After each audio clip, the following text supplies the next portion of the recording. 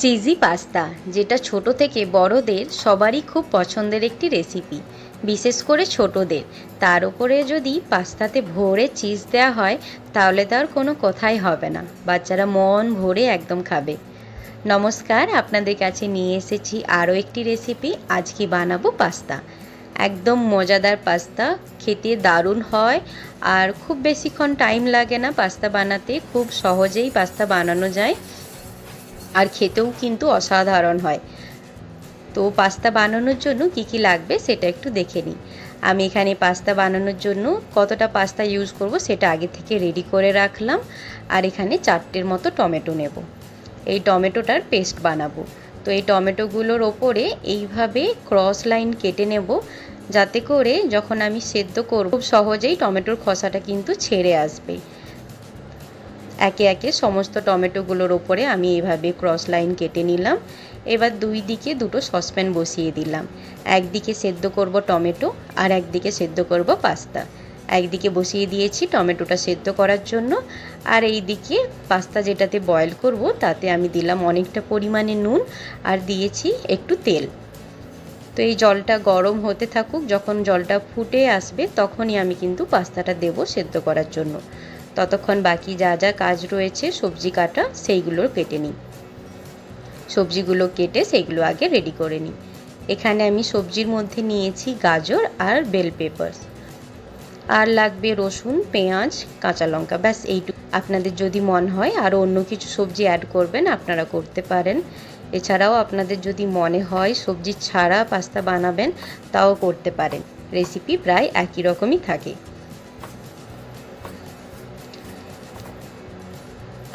গাজরের খোসাগুলো ছাড়িয়ে তারপরে আমি গাজরটা বক্স আকারে ছোট ছোট চৌকো আকারে আমি গাজরটাকে কেটে নেব।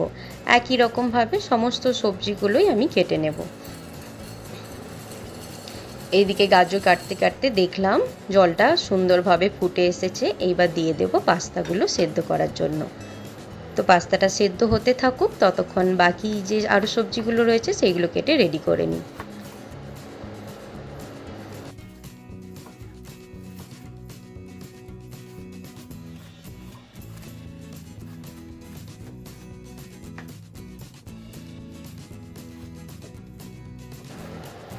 আমার এখানে সবজিগুলোও রেডি হয়ে গেছে। গাজর, বেল পেপার, রসুন কুচি, পেঁয়াজ কুচি, কাঁচা লঙ্কা, আর এই দিকেও দেখলাম টমেটোটাও সেদ্ধ হয়ে গেছে আর পাস্তাটাও প্রায় সেদ্ধ হয়ে গেছে।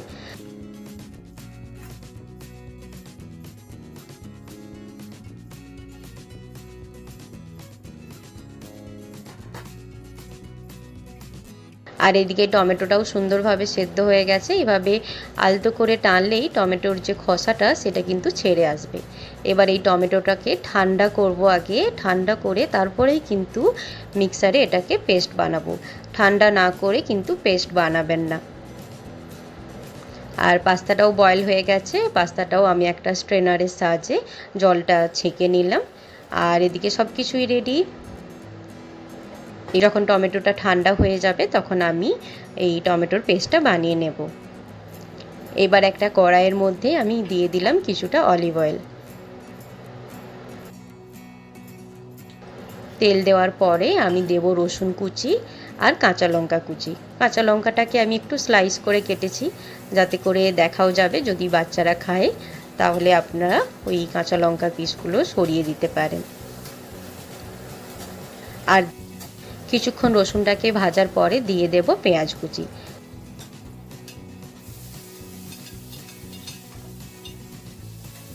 পেঁয়াজটাকেও দিয়ে কিছুক্ষণ সটে করব, তারপরে দেব গাজর। যেহেতু গাজর সেদ্ধ হতে একটু টাইম লাগে তাই গাজরটাকে একটু আগে দেব। গাজরটাকে দিয়ে 1 থেকে 2 মিনিটের মতো একটু জাস্ট আমি এই তেল আর পেঁয়াজ রসুনের মধ্যে একটু ভেজে নেব। তারপরে দেব ওর মধ্যে সেই টমেটো পেস্টটা, দিয়ে দিয়েছিলাম পরিমাণ মতো একটু নুন।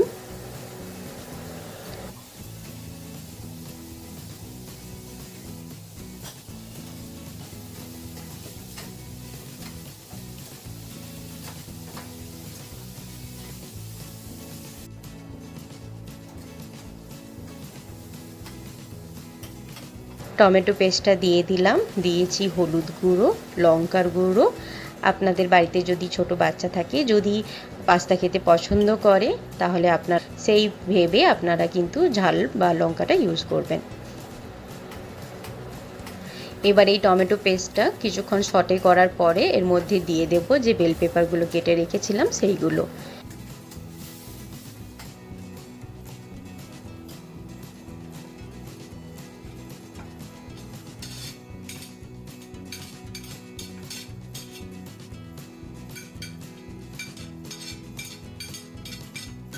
এখন এই টমেটো পেস্টটার সাথে মিক্স করে নিয়ে তারপরে আমি দেব একটা বাটারের কিউব আর কিছুটা পরিমাণে দেব টমেটো সস। টমেটো সসটা দিলে বেশ টেস্টটা কিন্তু একটু দারুণ হয়, একটু মিষ্টি মিষ্টি লাগে, ভালো লাগে খেতে। টমেটো সস দিলাম, বাটার দিলাম, আর দিয়েছি সিজনিং, আর দেব রেড বেল পেপার, আর দেব ব্ল্যাক পেপার। ব্যাস এই কয়েকটাই সিজনিং লাগে। খুব সুন্দরভাবে এটার সাথে আমি সটে করে নেব, মিক্স করে নেব। যখন খুব সুন্দরভাবে এটা মিক্স হয়ে যাবে তারপরে দেব আমি সেদ্ধ করা পাস্তা।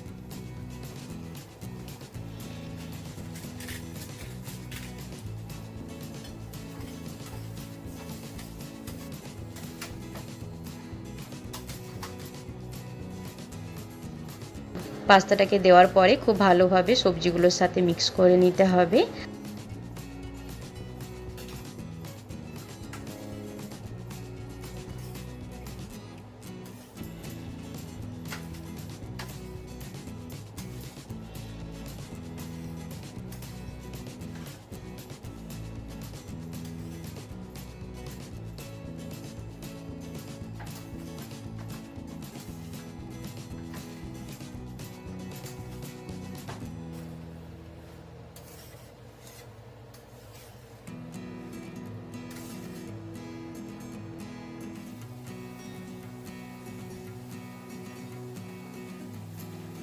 তারপরে দেব চিজ, একদম ভরে চিজ দিতে হবে যাতে করে খেতে কিন্তু দারুণ লাগে।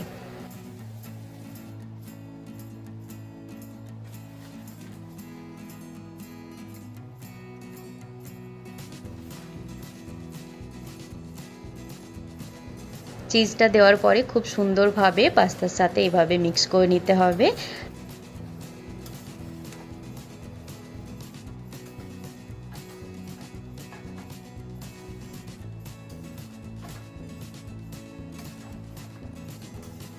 আপনারা দেখেই বুঝতে পাচ্ছেন কি সুন্দর লাগছে দেখতে। তো খেতে কিন্তু খুব দারুণ হয়, আর খুব অল্প সময়ের মধ্যেই কিন্তু পাস্তা রেডি করা যায়।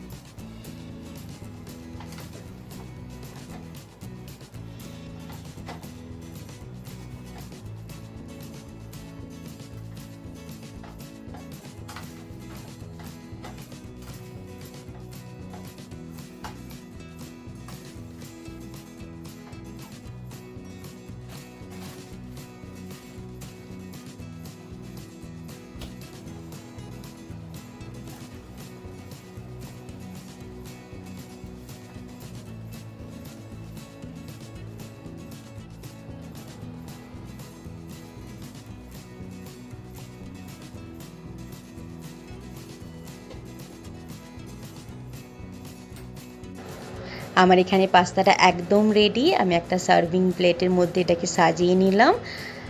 আর আপনারাও বাড়িতে ট্রাই করুন, আর আমার এই রেসিপিটা কেমন লাগলো আপনারা অবশ্যই জানাবেন।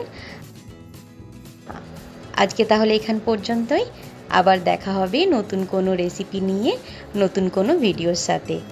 সবাই খুব ভালো থাকবেন, সুস্থ থাকবেন, আনন্দে থাকবেন। আবার দেখা হবে নতুন কোনো রেসিপি নিয়ে। আজকের মতো টাটা, বাই বাই।